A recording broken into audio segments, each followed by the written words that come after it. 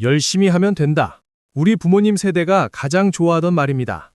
그런데 2026년 대한민국에서 이 말은 가장 잔인한 거짓말이 됐습니다. 아니, 더 정확히 말하면 사기에 가깝죠. 여러분 혹시 아세요? 지금 이 순간에도 수많은 청년들이 나만 노력이 부족한가 라며 스스로를 자책하고 있습니다. 밤새 공부하고 자격증 따고 이력서 수백 장을 넣어도 안 되니까요. 그런데 진짜 문제는 노력이 아니었습니다. 출발선 자체가 달랐던 거죠.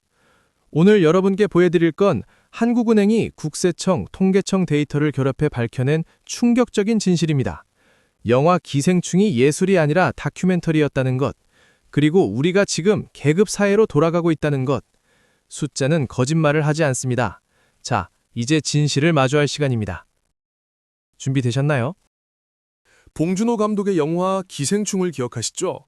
반지하 가족이 아무리 발버둥 쳐도 결국 계단 아래로 추락하는 그 장면. 그리고 설국열차에서 꼬릭한 사람들이 평생 꼬리칸에 갇혀 사는 모습. 우리는 이걸 보며 영화니까 극적으로 표현한 거겠지라고 생각했습니다. 그런데 2024년 한국은행 경제연구원이 폭탄 선언을 합니다. 1억 건이 넘는 국세청 소득 데이터와 통계청 인구 데이터를 결합해 분석한 결과 부모의 자산이 자녀의 계급을 거의 결정한다는 사실이 숫자로 증명된 겁니다. 이건 더 이상 영화 속 이야기가 아닙니다. 지금 이 순간 대한민국의 현실입니다. 핵심은 이겁니다. 과거에는 노력이라는 엔진만 있어도 계단을 오를 수 있었습니다. 하지만 지금은 노력은 그저 연료 일꾼이고 진짜 엔진은 부모의 자산입니다. 엔진이 없으면 아무리 연료를 넣어도 차는 앞으로 나아가지 않습니다. 더 무서운 건 이 사실을 모르는 청년들이 내 노력이 부족해 라며 스스로를 탓한다는 겁니다. 그럼 도대체 이 부모의 자산이라는 엔진은 얼마나 강력할까요? 숫자로 확인해 보시죠. 다음 장에서 공개되는 수치를 보시면 아마 충격받으실 겁니다. 자, 이제 핵심 숫자 두 개를 공개합니다. 0.25와 0.38. 이 숫자가 왜 무서운지 지금부터 설명드리겠습니다. 먼저 0.25. 이건 소득 100분위 기울기입니다. 무슨 뜻이냐면 부모의 소득이 10계단 높으면 자녀의 소득은 평균적으로 2.5계단 높게 시작한다는 겁니다. 에이, 2.5계단이면 노력으로 충분히 따라잡을 수 있지 않나요? 라고 생각하셨다면 다음 숫자를 보세요. 0.38. 이건 자산 100분위 기울기입니다. 부모의 자산이 10계단 높으면 자녀는 무려 3.8계단 앞서서 출발합니다. 소득보다 자산의 영향력이 훨씬 크다는 겁니다. 왜 그럴까요? 간단합니다. 소득은 일해서 버는 돈이지만 자산은 가만히 있어도 불어나는 돈이기 때문입니다. 구체적으로 상상해 볼까요? A 학생은 부모가 서울의 아파트 2채를 보유하고 있습니다. B 학생은 부모가 지방에서 월세로 살고 있죠. 둘 다 똑같이 열심히 공부해서 같은 대학에 들어갔습니다. 그런데 졸업 후 5년이 지나면 A 학생은 부모의 아파트를 담보로 전세 대출을 받아 집을 장만하고 그 집값이 오르면서 자산이 불어납니다. B 학생은 월급의 절반을 월세로 내고 저축은커녕 대출 이자 갚기도 빠듯합니다. 이게 현실입니다. 같은 노력을 해도 출발선이 다르면 결과는 천지 차이입니다. 그런데 더 충격적인 건 따로 있습니다. 바로 태어난 지역입니다. 서울과 지방, 이 차이가 얼마나 클까요? 다음 장에서 확인하시죠. 게임하실 때 치트키라고 있죠. 한 번만 누르면 무적이 되거나 돈이 무한대로 생기는 그거. 대한민국에도 치트키가 있습니다. 바로 서울 출생이라는 태그입니다. 한국은행 연구 결과는 충격적입니다. 수도권에서 태어난 저소득층 자녀는 굳이 지방으로 가지 않아도 수도권 안에서만 이동해도 계층 상승 확률이 높습니다. 왜 그럴까요? 수도권 자체가 거대한 계층 이동 에스컬레이터이기 때문입니다. 생각해보세요. SKY 대학의 80% 이상이 서울에 있습니다. 대기업 본사의 90% 이상이 수도권에 있습니다. 법조계, 의료계, 금융계, 문화계 모든 기회가 수도권에 밀집되어 있습니다. 심지어 학원도, 네트워킹도, 정보도 다 여기 있죠. 수도권 출생 청년은 이동 비용 없이 이 모든 기회에 접근할 수 있습니다. 부모 집에서 출퇴근하면서 학원 다니고 대학 가고 인턴하고 취업할 수 있습니다. 그런데 지방 출생 청년은 이 모든 걸 하려면 먼저 상경이라는 거대한 벽을 넘어야 합니다. 월세, 생활비, 교통비, 이동 자체가 엄청난 자본을 요구합니다. 결과는 수도권 출생자는 부모의 자산이 적어도 인프라가 받쳐주지만 지방 출생자는 부모의 자산도 없고 인프라도 없습니다. 이게 바로 지역 격차의 본질입니다. 그럼 지방 출생자는 어떻게 해야 할까요? 답은 하나뿐입니다. 다음 장에서 확인하시죠. 서울 가야 산다. 지방 청년들 사이에서 당연하게 받아들여주는 공식입니다. 그런데 이 공식이 데이터로도 증명됐습니다. 비수도권 출생 자녀가 계층 상승을 하려면 반드시 수도권으로 이동해야 한다는 겁니다. 연구 결과를 보면 비수도권에 남은 저소득층 자녀의 소득 상승률은 거의 정체 상태입니다. 반면 수도권으로 이동한 자녀는 소득이 평균 30% 이상 상승합니다. 왜 이런 차이가 생길까요? 간단합니다. 일자리의 질이 다르기 때문입니다. 지방에는 대기업 본사가 없습니다. 있어야 공장이나 지점입니다.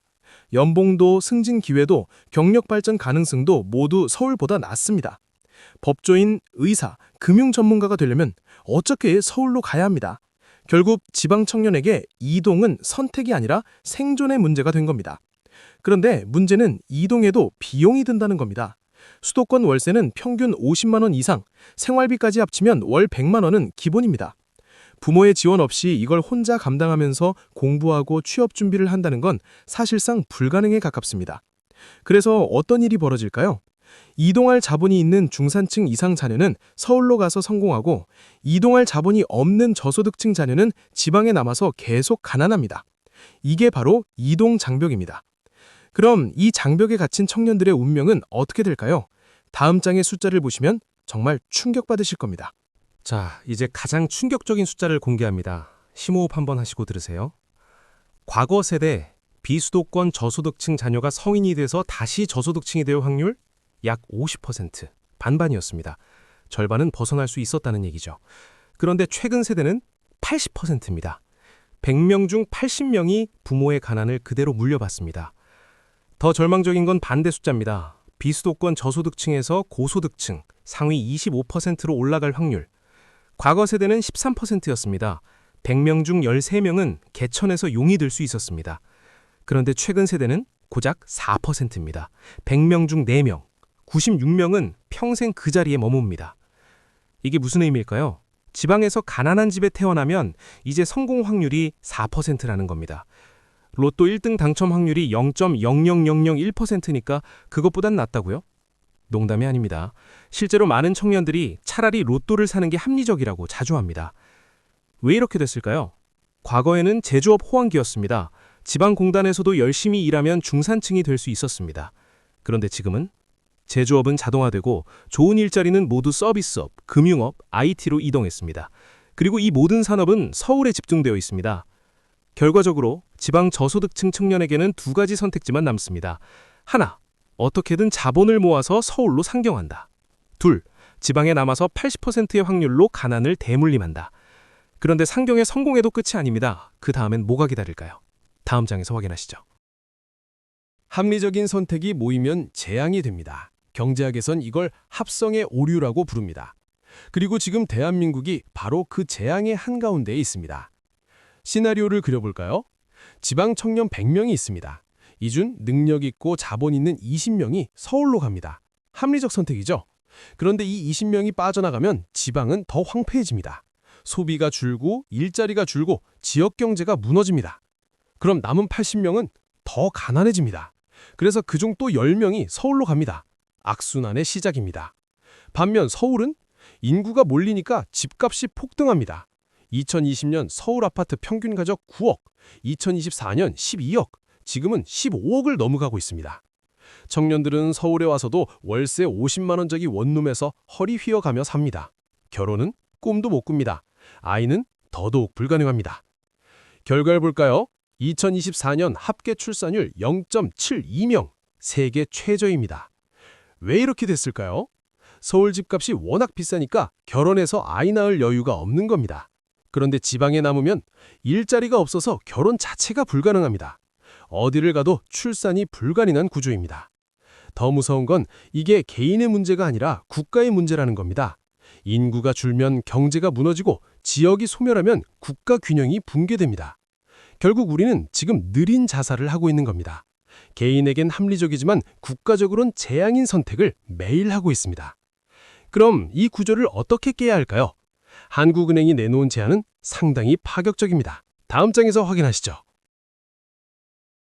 한국은행 경제연구원이 내놓은 보고서의 마지막 장. 여기에는 정책 제안이 담겨 있습니다. 그런데 이 제안이 정말 파격적입니다.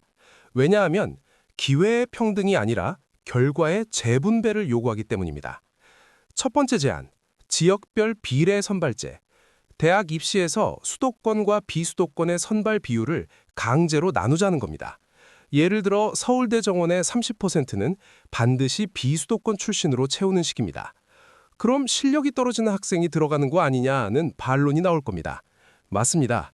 하지만 연구진은 이렇게 반박합니다. 실력 차이는 인프라 차이 때문에 생긴 것이다. 출발선이 다른데 결과만 비교하는 건 공정하지 않다. 두 번째 제안, 비수도권 거점대학의 경쟁력 강화. 서울대만 키울 게 아니라 부산대, 경북대, 전남대, 강원대 같은 지역 거점 국립대에 과감한 투자를 하자는 겁니다. 교수 연봉화 서울 수준으로 올리고 연구비를 대폭 증액하고 우수 학생을 유치하기 위한 장학금을 확대하자는 거죠. 세 번째 제안, 지역 산업 육성. 서울에만 좋은 일자리가 있는 구조 자체를 깨자는 겁니다. 파격적인 세제 혜택, 규제 완화, 산업 클러스터 조성, 지방에도 서울 못지않은 산업 생태계를 만들자는 거죠. 이 제안들의 공통점은 뭘까요? 바로 강제성입니다. 시장에 맡겨서는 절대 해결되지 않으니 국가가 개입해서라도 균형을 맞추자는 겁니다. 왜 이렇게까지 해야 할까요? 연구진은 단호하게 말합니다.